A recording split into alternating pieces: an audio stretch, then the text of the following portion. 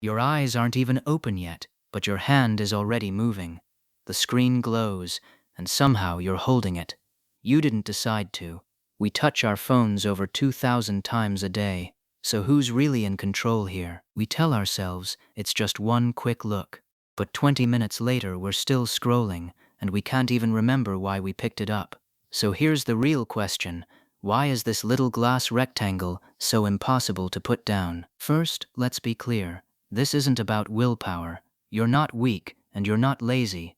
These apps were built by thousands of brilliant people whose entire job is to keep you staring. It was never a fair fight. Think about a slot machine. You pull the lever, and sometimes you win, sometimes you don't.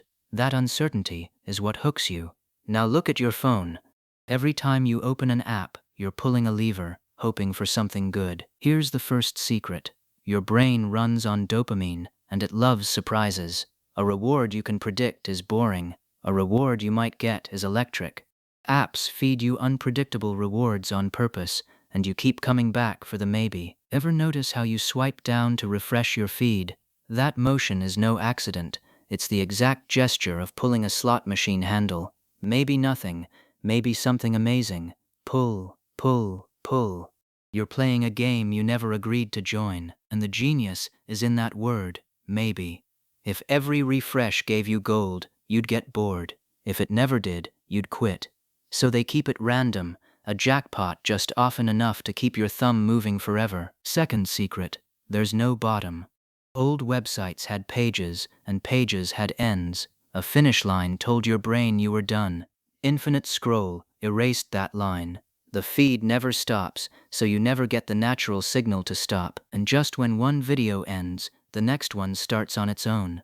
You never have to choose to continue. You have to choose to stop. Stopping takes effort, while staying takes nothing at all. So you stay. Third secret, those little red dots. A red badge with a number screams danger and importance, even when it's just a sale or a stranger's comment. You feel an itch. You tap to make it disappear. And just like that, you're back in. Each notification is a tiny alarm bell that hijacks your attention. It promises something needs you right now. Usually it doesn't. But your brain can't tell the difference, so it treats every buzz like it might be the thing that matters most, and they don't buzz randomly. Apps learn when you're most likely to bite, and they nudge you exactly then. A quiet evening, a boring commute. The notification arrives at the perfect moment to pull you back into the screen. Fourth secret, likes. When someone likes your photo, your brain gets a hit of reward, the same system that responds to food and friendship. Each like whispers, people approve of you. So we post, then wait, then check again. And this runs deep. For most of human history, being accepted by the group meant survival, and rejection could mean death. So we're wired to care, intensely, what others think. Social apps take that ancient need and turn it into a number. Suddenly, your worth has a score. Followers, likes, views. We start performing for the count instead of living for the moment, and no number is ever quite enough, because tomorrow you have to earn it all over again. Fifth secret, the fear of missing out. Somewhere, someone is at a better party, on a better trip, in a better moment. Your phone shows you all of it at once, so you keep watching, afraid that the second you look away, you'll miss something. But here's the cruel twist. Everyone is posting their best 10 seconds and hiding the other 23 hours. You're comparing your whole messy life to a carefully edited highlight reel. Of course it makes you feel behind, and comparison is a trap with no exit. There's always someone richer, fitter, happier on the screen. The more you scroll, the more you measure yourself against strangers, and the version of them you're chasing doesn't even exist. Sixth secret, we've forgotten how to be bored. The line at the store, the elevator, the quiet minute in bed. We used to just sit in them. Now, the instant a tiny gap appears, our hand reaches for the phone to fill it, and that's a quiet tragedy, because boredom is where your mind wanders, connects ideas and dreams. Some of your best thoughts come from doing nothing. When you fill every empty second, you kill the thinking that lives inside it. Once you see it everywhere. The pull to refreshed, the autoplay, the badges, the streaks. None of it is an accident.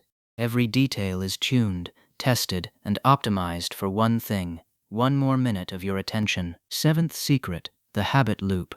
A cue, a routine, a reward. You feel a flicker of boredom, that's the cue. You grab the phone, that's the routine. You get a little hit, that's the reward. Repeat it enough, and it runs on autopilot. It gets so automatic that you feel your phone buzz when it didn't. Scientists call it phantom vibration. Your brain is so primed for the next hit that it invents the cue. That's how deep the habit goes. Soon you're not even deciding anymore. You open the app, close it, then open the very same app 2 seconds later. Your hand moves before your mind catches up. The habit has quietly taken the wheel. Eighth secret: the feed knows you. Every tap, every pause, every replay is data. The algorithm watches what holds your eyes and serves you more of exactly that. It's a mirror that learns your weaknesses and sells them back to you, and it never stops improving. The longer you use it, the better it gets at keeping you. It's like a slot machine that quietly rewires itself to match your taste. You're not just playing the game is studying you. Ninth secret: streaks and loss aversion. Once you've used something 100 days in a row, that streak starts to feel like a possession, and our brains hate losing things far more than we enjoy gaining them. So you open the app, not for joy, but out of fear. Fear of breaking the chain, losing the badge, dropping the number. They turned a simple count into a leash, and you keep showing up just to avoid the loss. So what's it all costing us? First, attention. The ability to focus deeply is becoming rare. Every buzz fractures your thoughts into smaller pieces until reading a single page feels strangely, surprisingly hard. Second, sleep. The screen's light tells your brain it's still daytime, and one last scroll becomes an hour. You lie there wired and tired, and tomorrow you'll feel it. The phone follows you right into bed. Third, the people in front of you. We sit together, each lost in a separate screen. The phone face up on the table quietly says, "Something more interesting might happen than this," and the real moment slips away unnoticed. Here's the uncomfortable part. When an app is free, you're not the customer. Your attention is the product, sold to advertisers by the second. These companies profit by keeping your eyes glued to the screen, and it's not that these people are evil, it's that their entire business is built to win your time. Their profit climbs when your attention climbs. As long as that's true, the screen will always be designed to pull a little harder. Now let's be fair. Phones aren't the enemy. They connect us, teach us, and put the whole world in our pocket. The problem isn't the tool, it's using it without choosing to, letting it run us instead of the other way around. And here's the useful part.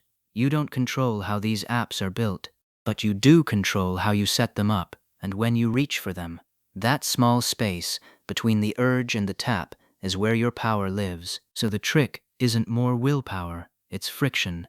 Make the bad habit a little harder and the good habit a little easier. Move the tempting apps off your home screen.